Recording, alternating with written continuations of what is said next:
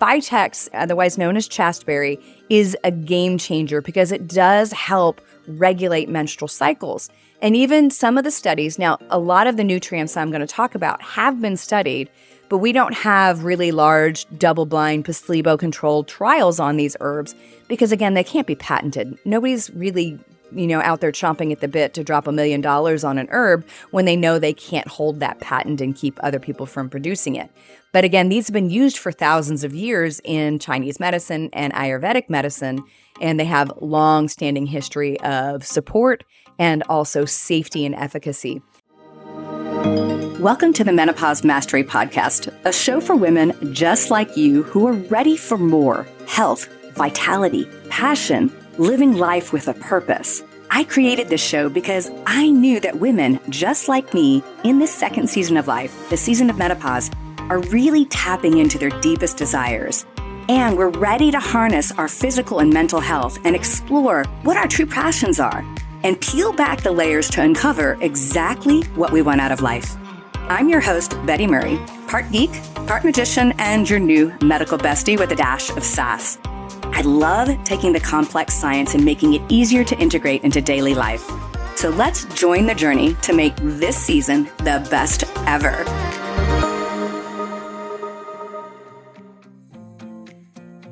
Hey there, are you over 40 and finding that a good night's sleep feels like a distant dream? Have no fear, I have cracked the code.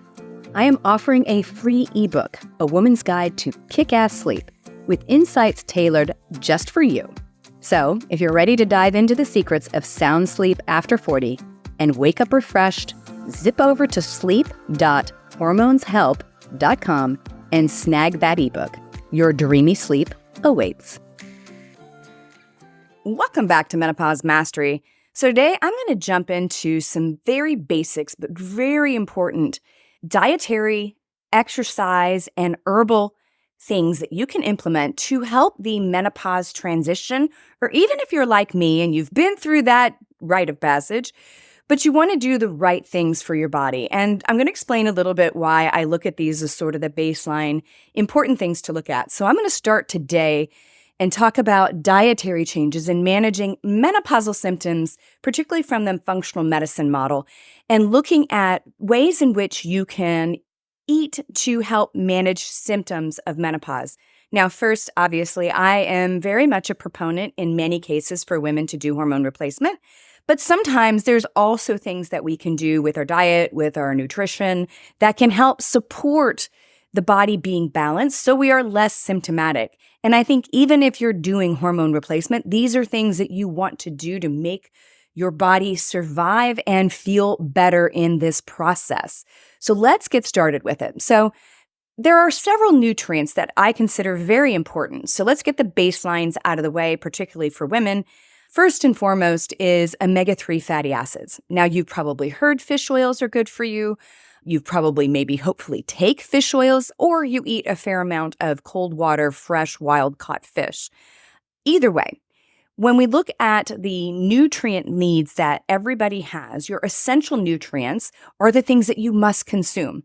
So omega-3s are one of those nutrients that cannot be manufactured in the body. They have to actually be consumed. So if you're somebody who hates fish, eats it once a month, you are absolutely not getting enough. And to be completely honest, when we look at the research in omega-3s and their action in the body, specifically research that was conducted out of Harvard, looking at what the omega-3s actually produce. And the omega-3s in your body, particularly EPA and DHA, get made into a thing called a resolvin and a myresin. Think of those as traffic cops. And those traffic cops come along and they tell the body when to stop an inflammatory response. So the reality is we want an inflammatory response when we have some sort of injury, and the inflammation actually would help us recover, but we want the traffic cop to come along and shut it down when it's done. So if you have a diet lacking in omega-3s, you do not have the traffic cop. You cannot make the traffic cop. And the researchers that looked at the research for resolvins and actually isolated that molecule found that you really need, on average, about 2,000, 2,300 milligrams of EPA and DHA over all your dietary intake each day, up to 4,000, depending on the person's, needs and disease states. The reason why I consider this very important for a woman going through the menopause transition is just the reality is, as a menopausal woman, we have more inflammation. The loss of estrogen and the loss of reparative testosterone and progesterone means our inflammatory activity actually increases. And so as a baseline, everybody needs omega-3s. Now, vitamin D and K2 with vitamin D and magnesium are also really important to bone health and osteoporosis health. So when we look at the risk for osteoporosis, if you're a woman, you're at risk, period, end of sentence, no other need for explanation. Now, if you're petite, if you are Caucasian or East Asian and were significantly light in weight or in some cases underweight, you have a greater risk because you did not have the chance to develop maximum bone density by 30 years old. But vitamin D, K2, magnesium, all help the body understand, hey, you're going to take the calcium from my diet or the calcium that I consume, and you're going to take it to the bone so the bone can actually calcify and stay both strong and dense. And so vitamin D, absolutely hands down, everybody needs. You need to get your vitamin D tested at least once a year. I recommend twice a year, even if it's the summertime and you live in a hot climate. I live in Texas and it's boiling hot and people are out in the sun a lot, and we still don't get enough vitamin D. You cannot manufacture it. You have to eat it if you're not outside naked midday or getting at least a lot of sun exposure without sun protection. So the reality is you only synthesize it from sun exposure. And again, most women in this age group, let's face it, a lot of times we're nervous about sun exposure and skin cancer and wrinkling. So vitamin D, I consider essential. Now, dietary patterns. I'm going to talk about some dietary intake of both herbs and foods today that may seem pretty interesting to you, but they actually help in a lot of different ways. So I've talked a lot about different dietary interventions, whether we're trying to get body fat off because of the weight gain that we experience around menopause and sort of resetting the body's metabolism. So today I'm going to step back and take a more global view of what foods can be really helpful when we're looking at trying to support our hormones for better symptoms. So the reality is much of our fruit and vegetables contain phytoestrogens.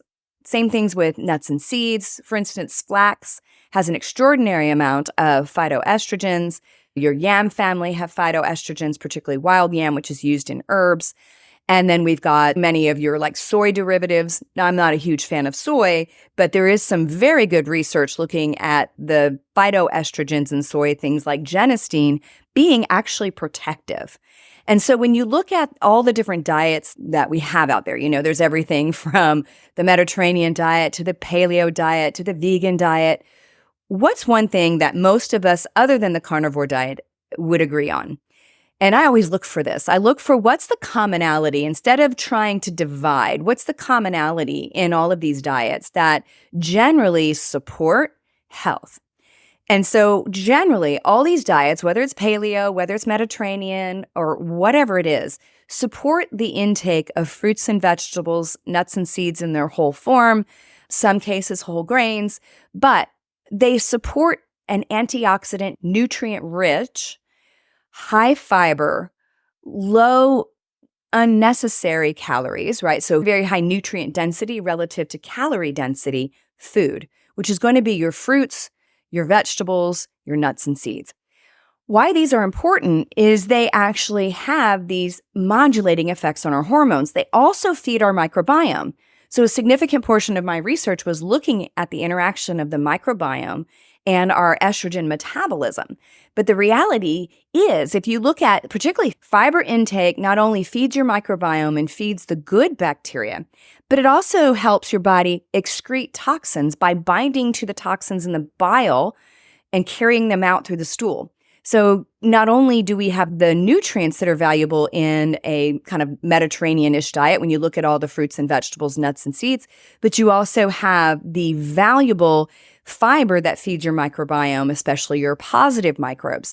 And so when I look at a dietary intake, I want to make sure that I'm getting 6 to 9 servings of fruit and vegetables a day. So what is a serving size? Because in America, we have a very skewed idea of what serving sizes are. And what I think is kind of interesting is most of the time when you go to a restaurant and you get, let's say, broccoli, it's like two decorative broccoli spears, right? And then the carbohydrate, whether it's a baked potato or let's say it's rice or something like that, you get what would be equivalent to about 4 servings. So the reality is we probably don't even know what our serving sizes are. So a serving size, when we're looking at really anything, fruits and vegetables, nuts and seeds, whole grains, your legumes, generally speaking, is going to be a half cup cooked. So if I cook it, it'll be a half cup. If I'm eating it raw, it's a cup. So if I'm looking at trying to get 6 to 9 servings of really what I call your above ground friends, right? Our above ground friends are the vegetables that grow predominantly above ground. There's a few that I would count in this category that grow below ground, like carrots, but they're the very high fiber, high nutrient density, very low caloric value foods, but they pack a wallop when it comes to supporting hormone metabolism and your microbiome. And so that's all your things, your leafies, your peppers, if you don't take out nightshades, your zucchinis, your carrots, your onions, your garlic. All of those foods are very helpful because they provide all these nutrients that support detox pathways, that support your body's metabolism just across the board. Now, the reason why we want those is we're going to feed our microbiome that are going to help us excrete excess estrogens and phytoestrogens and other estrogens that our body comes in contact, like xenoestrogens. The other thing is these foods that have phytoestrogens also support hitting those receptors to keep the other things out of the receptor. And that's going to bring me to some herbs that I think are also really important. So on our body, most of our tissues, lots of our tissues have estrogen receptors and progesterone receptors, testosterone receptors. Different tissues have different densities of these receptors, but think of these as a keyhole. And if I have a keyhole, I have a key that needs to go in it. Well, part of the challenge with hormone changes as we go through perimenopause and menopause is the variability of the amount of estrogen or progesterone or testosterone we have available to hit those receptors, right? So we get the ketchup bottle effect. Sometimes we have a lot, sometimes we have a little. Sometimes one of them is very low, like progesterone, but estrogen is still fluctuating, so we get symptomatic. So when you look at the research, specifically looking, I'm going to use flax as an example. Flax lignans, which is a compound in flax, have this very mild estrogenic effect. And they've looked at them in cancer treatment. They've looked at them in, obviously, gut health.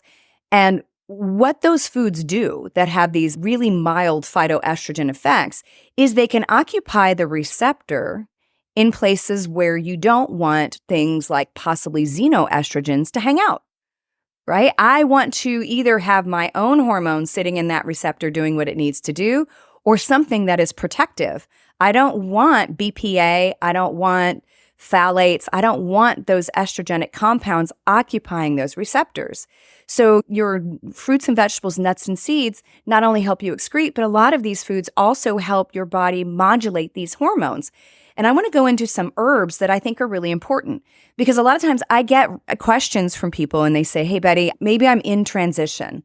I'm not ready to do hormones yet, or I'm still learning and I want to understand this because my doctor is giving me, conflicting data because they probably haven't read a study in the last 2 decades, or they're towing the party line and they're, not questioning their own opinion and own bias. And so you're probably confused and concerned. So there are some herbs that I really love that I think are also modulatory because they have these phytoestrogen activities. Most of these herbs are not things you would put on your food, but they are things you can take.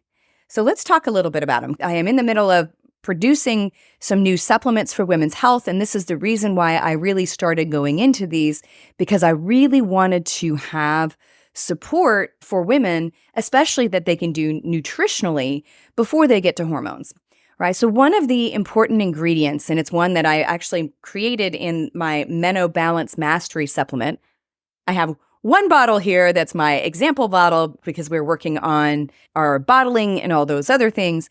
But I want to talk about the nutrients and why I picked them for this particular product and why they may be really valuable to you. So one of the long used herbs in Ayurvedic medicine is a thing called Vitex, and also known as chasteberry. And it works a little differently. It's not truly, so this one's interesting because it's not truly a phytoestrogen, but it influences the hormonal system by truly affecting the pituitary gland, which actually regulates your hormones, because the pituitary gland, if you remember, is the coach that talks to your ovaries and tells your ovaries what to do. It's particularly good at regulating menstrual cycles and improving PMS symptoms.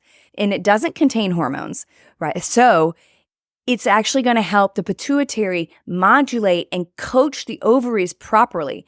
And it is really effective at doing that. So what's really interesting is we've had lots and lots of women, myself included, that had a lot of PMS symptoms for a long time before they were actually fully in the menopausal transition. And whether it's PMS or PCOS, low progesterone, Vitex, otherwise known as chasteberry, is a game changer because it does help regulate menstrual cycles. And even some of the studies, now a lot of the nutrients I'm going to talk about have been studied, but we don't have really large double-blind placebo-controlled trials on these herbs because, again, they can't be patented. Nobody's really, out there chomping at the bit to drop $1 million on an herb when they know they can't hold that patent and keep other people from producing it. But again, these have been used for thousands of years in Chinese medicine and Ayurvedic medicine, and they have long-standing history of support and also safety and efficacy. So I love Vitex and chasteberry. If you're in that transition period and you're feeling very, let's say, PMS-y, or you're having heavy periods, or like in my case, they were coming more closely together, I used chasteberry to help kind of spread that out a little bit and control the hormones a little bit more without having to do hormones yet. Another one is a thing called Dong Quai. Dong Quai is also known as female ginseng. It's a traditional Chinese herb that's been used again for thousands of years that was really designed to treat menstrual irregularities and menopausal symptoms.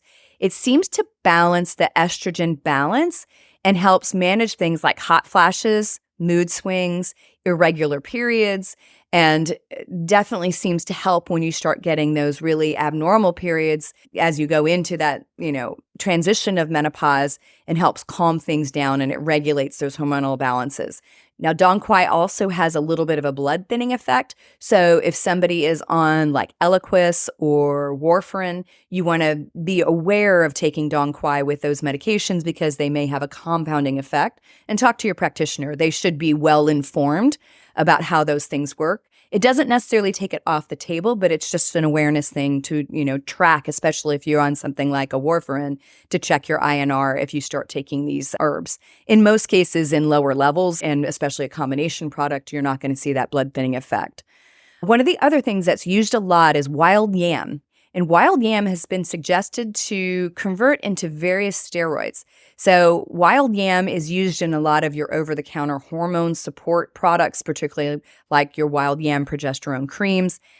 And what it seems to do is it can be converted into various hormones. So wild yam's compounds, diocegenin, can be used to make estrogen, DHEA, and so they use it in the laboratory to make these different steroid hormones. So this is your most common over-the-counter or non-prescriptive ingredient to make topical DHEA or progesterone. And again, if you're using these creams, you are going to use these and they're going to have an effect like the hormone, but just at a lower level than what would be prescribed. And often it can be very helpful when somebody's in that very early transition. Maybe you don't need prescriptive progesterone, but you can use a wild yam either in a balancing product like the Menobalance Mastery that I'm making, or like a progesterone cream that is made from wild yam at a lower dose.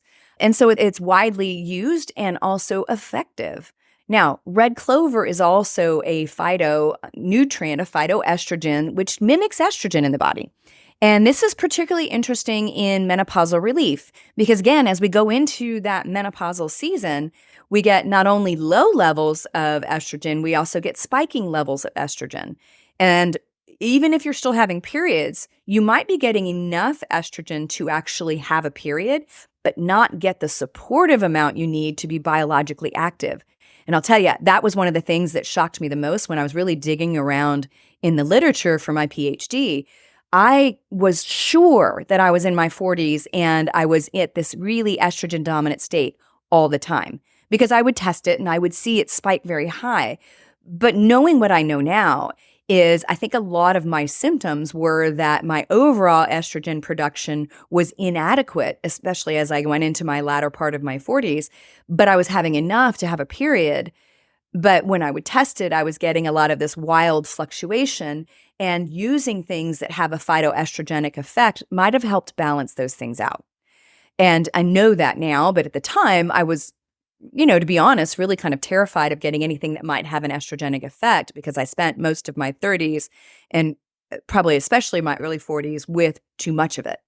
So if we have menopausal symptoms, hot flashes, night sweats, mood swings, you've got, periods that are abnormal, this might actually help because these may ease the symptoms of some estrogen deficiencies. And, looking at the impact of estrogen on cardiovascular disease and even bone density, we see that potentially red clover and some of these other nutrients might at least modulate that. Because you got to remember, estrogen has a positive effect on bone mineral density by stimulating osteoblasts and balancing bone metabolism. And that's through an estrogen receptor A and B. And so these phytoestrogens sit in those receptors, mildly tapping on them. Rehmannia is also another traditional Chinese herb, often used in combination to affect your menopausal symptoms.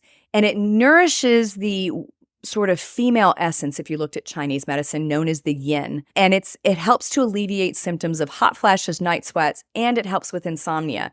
It hasn't been as heavily studied as some of the other ingredients, but it is quite helpful. And when you use these herbs in combination, what you start to see is this modulating effect. So maybe the woman in that early menopause transition that is either A, not going to do hormones yet, or B, may not really be in that window yet, or maybe you're still figuring it out and you want to try something without doing prescriptive measures. These herbs can be very helpful in helping your body modulate your actual hormones. And so when we look at recapping sort of food things, we want to make sure that we're getting our omega-3s, vitamin D, vitamin K2, and magnesium also helps modulate some of your hormone activity. I truly believe that having a phytonutrient-dense diet of 6 to 9 servings of vegetables, 2 to 3 half cup to 1 cup servings of fruit. Obviously, your low carbohydrate fruit like strawberries are closer to a cup on a dose. And then eating a lot of nutrient-dense but low-calorie food provides the right nutrients not only for my body to metabolize estrogens and all my hormones, but to feed my microbiome, which is possibly even more important. And then if I look at herbs, I want to make sure that I'm using herbs that may have a positive effect on modulating my hormones. And I just went through several of them that are really helpful to help you modulate your hormones. So from a nutrition standpoint and a food standpoint, those are some things that you can actually enable right now. And I promise once my products are out and in the market, which should be in the next several weeks, I will definitely give you an opportunity to look at them and be able to get them. It's been a long time coming working on these products and getting them developed.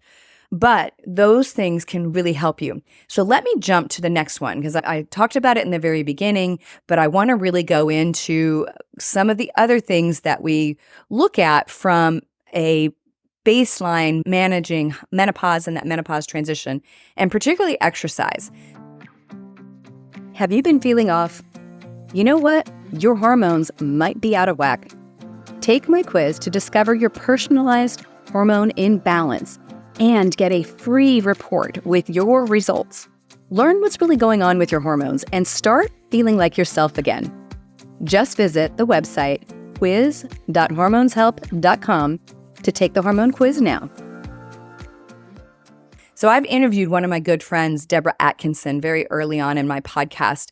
And she is an exercise physiologist, has taught at the university level, and was one of the first women to really step out and create a women-centric, menopausal 50. Her organization's called Flippin' 50, that is really science-based, evidence-based exercise recommendations for women's health when you're in this transition period.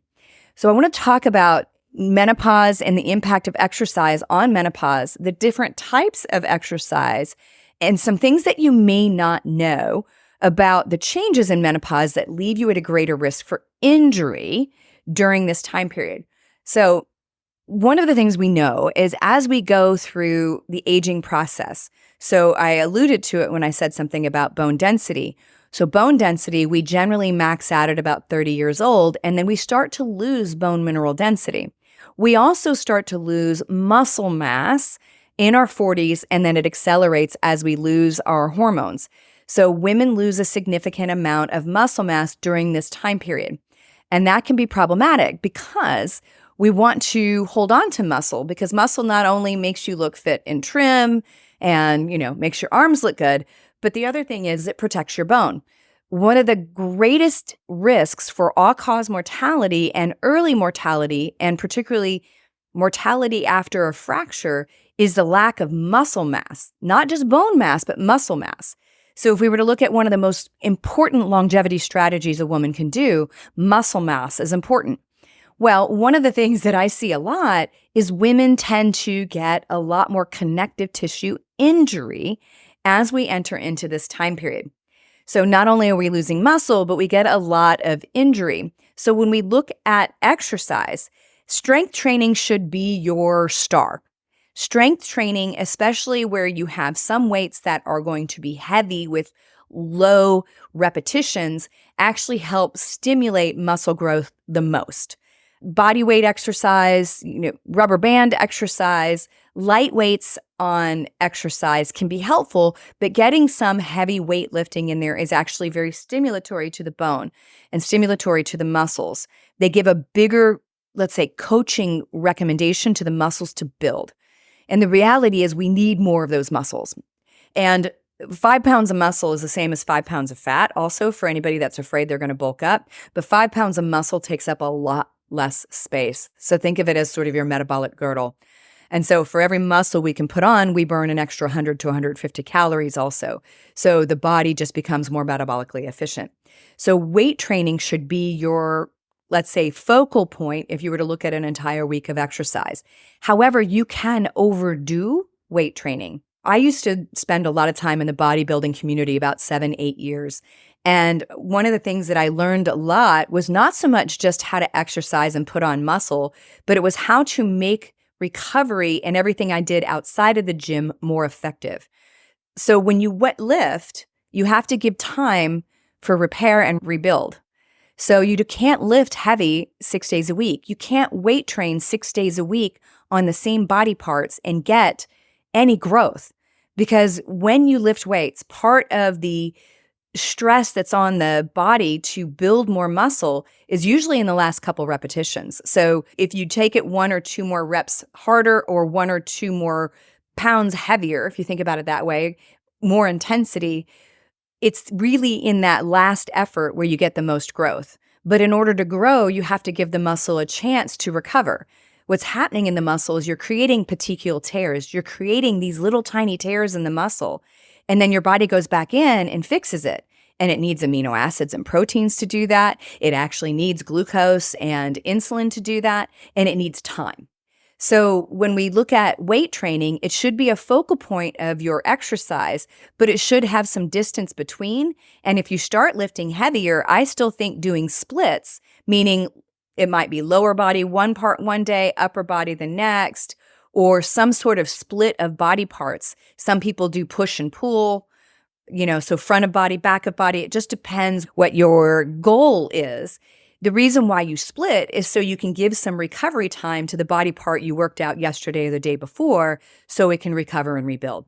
So the idea of doing circuit training every single day, I think, may make you feel good, may help you hold muscle mass, but it may not help you really rebuild and recover muscle in the same way. And again, I look at it and go, we are losing, depending on what study you look at, significant muscle mass every year as a woman over 40, and especially accelerated over 50. So I want to focus on actually putting on muscle because naturally our body's going to be losing it.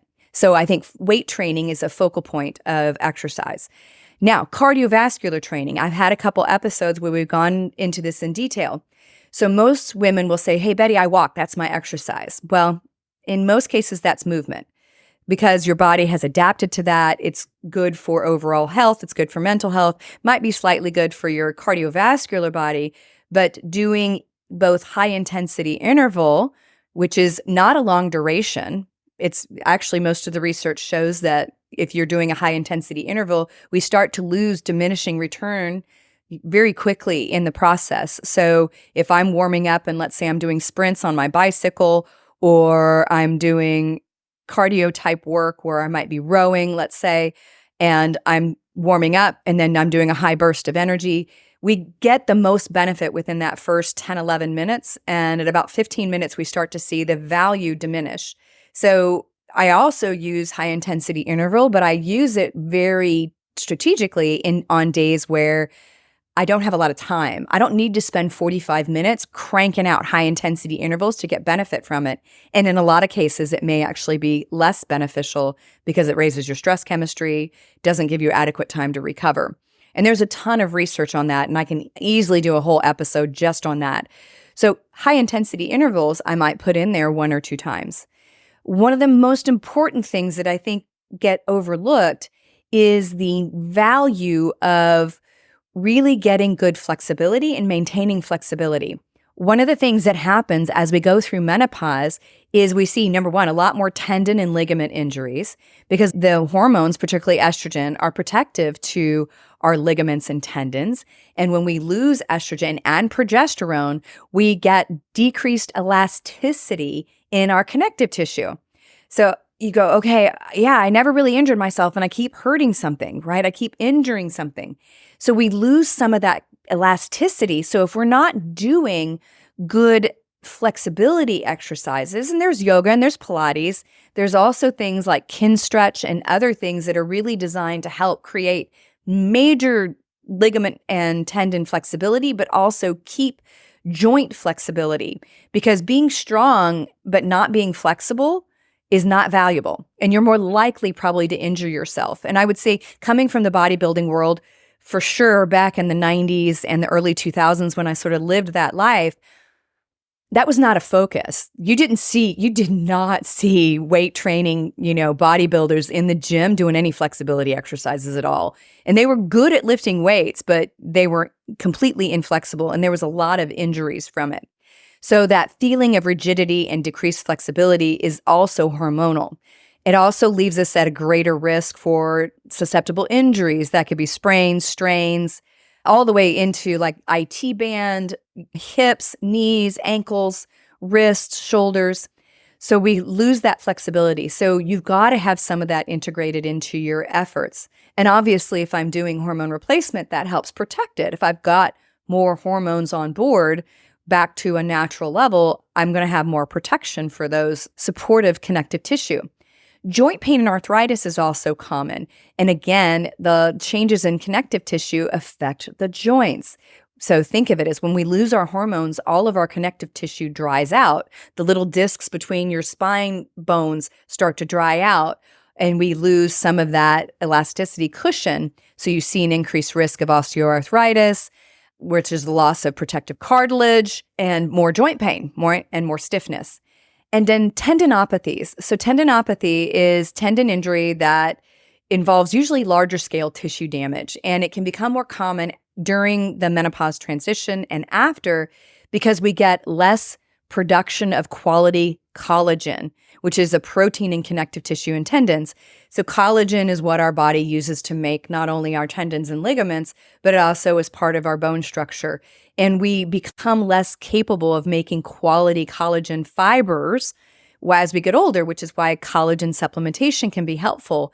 But just adding collagen as a nutrient, and I highly recommend doing that. Doesn't replace your protein. It's additive to your protein. Yes, it does have amino acids in it, but it's not a complete protein. But it can help give your body the raw material, hopefully that your body can turn around. Vitamin C helps with collagen synthesis. There's lots of things that we can do, but we have to maintain lubrication and flexibility. And so good flexibility training is also really important to help not only avoid injury, but it is a baseline requirement for healthy menopause transition. So that, again, is something you can look at, and that could be anything from yoga to Pilates to kin stretch. Those things can all help your body become more flexible and stay flexible. So if I were to look at a week, I would center the week with days that include weight training, 1 or 2 days that has some high intensity interval, and then put in some flexibility training. And then I still believe in doing your exercise, doing a zone 2 cardio at least once a week.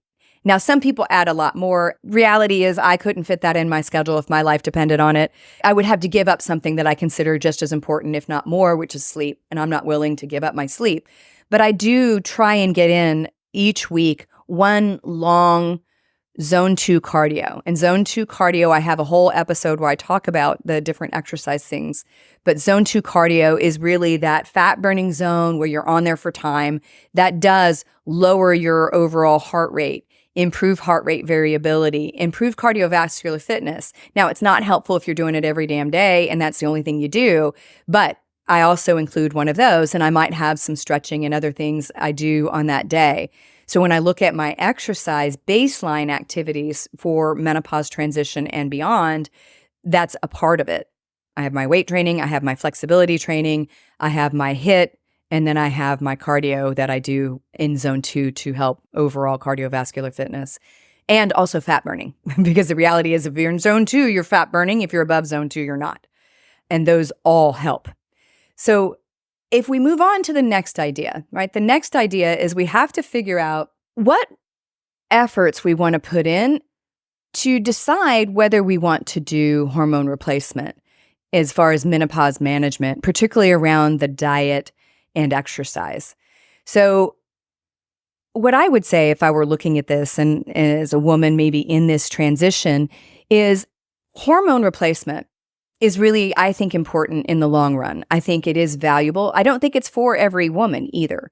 But I think in general, the research is really showing, and all the research up until the Women's Health Initiative shows that it's protective because we want to lengthen our health span, not just our lifespan. But hormones themselves are not a magic bullet.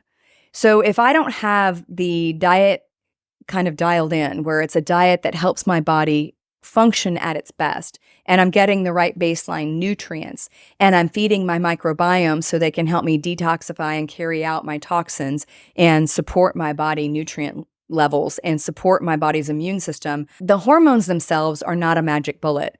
And so even though we talk about them a lot, we have to have those baseline measures that we are doing to help our body be healthier. And I do believe it starts with that healthy diet, and it starts with the right reflective exercise and the things that are really designed to help us maintain our health. And if we don't have those baselines, then we are running the risk of not doing the right things and then expecting a Hail Mary of hormone replacement to take care of it, which is a very conventional way of looking at your health. You know, conventional health says, well, watch and wait until your symptoms become bad enough we can label you with a disease. Then we're going to apply a treatment, usually a drug, one or more, to that disease. That's not a good way to go about it because at that point, the train is out of the station. We have to look at it the other way. And the baseline activities of managing your diet, getting those nutrients in that help, and that also may help your symptoms on top of whatever else you may do will help. And then obviously the exercise part is a big thing. And so if I look at hormone replacement, it becomes additive on top of this, additive on top of this. And so the very last thing I want to talk about today, and I mentioned it briefly, is the protection of sleep. One of the things I find with my particularly hard-charging ladies is they want to get their exercise in, but they will do it at the expense of their sleep. And I think there's a dance here. We need to move. Our body's meant to move. We are an animal. But I think if you're giving up your sleep so you can get up at 4 o'clock in the morning to make it to the gym, so you could work a 14-hour day every day, and you're going to bed at 10 o'clock at night, you may be shifting the balance from one thing to another and not getting any benefit from either one. So the other thing I look at is protecting that sleep. And some of the easy ways you can really do that as your baseline needs to help you go through menopause is, number one, circadian rhythm training. It doesn't cost you a dime. What that means is you need to be exposed to sunlight early in the morning, no glasses, no blue light blocking. And what that does is that sets your circadian clock. It tells the body, hey, about 12, 14 hours from now, I'm going to start making melatonin, and this is my clock. So if you get up and you go to work in the dark and you come home in the dark and you never stand outside for a few minutes getting sunlight on your eyes, your clock in your brain and body, every cell has a clock. Even your microbes have clocks. They don't know what time it is. Those cells don't know what time it is, and that starts to mess with your body's actual rhythm. So getting up in the morning and getting early morning sunlight, just looking at blocking blue light, I had a whole episode with the CEO of Viva Rays talking about blue light, green light, and how that spectrum from blue and green to your oranges and ambers and how that helps our brain now transition into nighttime. So getting off of your phones and your computers and your tablets and putting on amber glasses at night, all of those things can help your brain set that sleep dial in motion to help you sleep. And then it's looking at the quality of the sleeping area in your room, even just doing simple things like making sure your room is cooler. When your room is cooler or your body's cooler, your core body temperature drops, and that helps you drop into sleep. And maintaining a cool body. Maintaining a cool body is also really important. There are things like your chilly sleep pad, and we have one that we recommend also that is quite helpful. And you can get it in my sleep book, A Woman's Guide to Kick-Ass Sleep. So you want to maintain body temperature because that keeps your cortisol from climbing and pulling you out of sleep. And there's a ton of research on that. It is absolutely clear. What I really love about these sleep pads is I go to bed cold. My feet are cold. My hands are cold. Sometimes my thighs are cold. I don't know if you've ever had that happen where all of a sudden you're like, my thighs are cold. I can't go to sleep. So I have it warm up in the wintertime and then it cools off, and that helps me go to sleep. So when I first get in it, it's nice and toasty and then it cools off. So even doing body temperature control and then making sure your room is dark, really dark, and that you don't have flashing lights and other things that might be disrupting your sleep.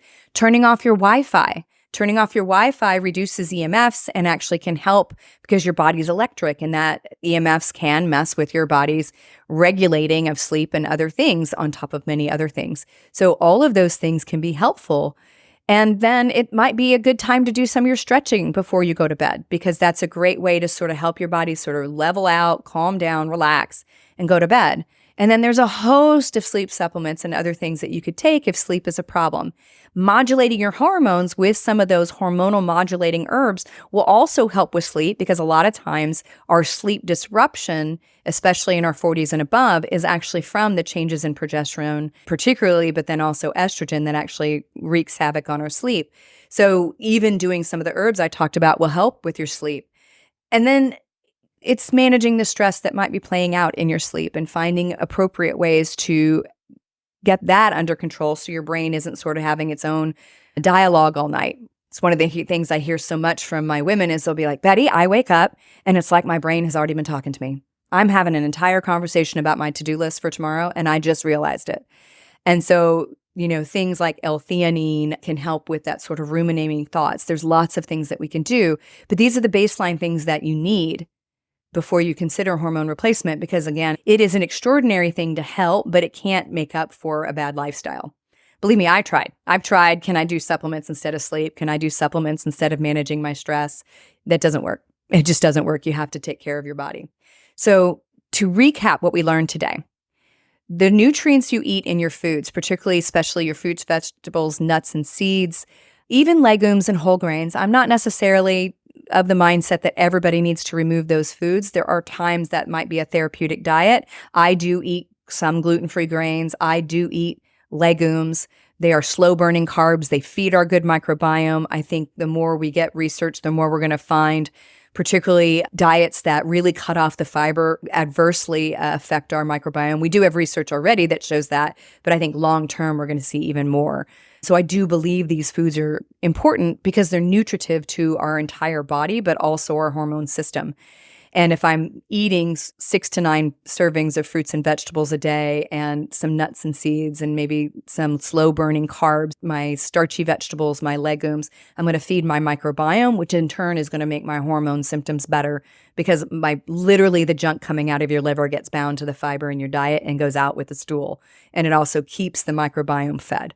So those are like the baseline nutrient things we need: vitamin D, omega-3s, along with K2 and magnesium. Baseline, everybody needs them. I've never tested people that weren't on them that really probably didn't need them unless they were very mindful of their diet. When we look at your phytonutrients that can help with hormones, I am coming out with a product called Menobalance Mastery, and it contains things like Vitex, otherwise known as chasteberry, Dong Quai, wild yam, ramanya. Those herbs have either a phytoestrogen or a pituitary modulating effect that can help the hormones balance out and help make your symptoms better because they actually modulate the hormones. And they have protective effects in things like estrogen-sensitive cancers. Genistein and flax in particular, the flax lignans, have good research showing actual value here.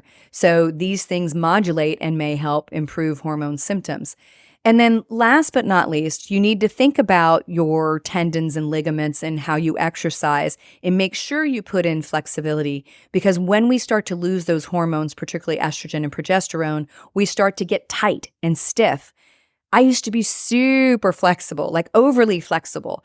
But I can tell you, I really doubled down recently on my flexibility training because I was noticing I was getting tighter, and I'm still on hormones. This happens as we age anyway, but I really doubled down now on my stretching and my other activities to keep that flexibility, because being strong and inflexible isn't good. And keeping that muscle mass is really important, not only to your bone health, but it is important to your overall longevity. Literally, that's one of the biggest measures of longevity and health span. So muscle mass, we need to have exercise that does that. And then last but not least is we want to support our sleep. We want to make sure that we are not foregoing one of the most important things to our body. If sleep wasn't important, we wouldn't spend a third of our life doing it. And we wouldn't go into paralysis during sleep.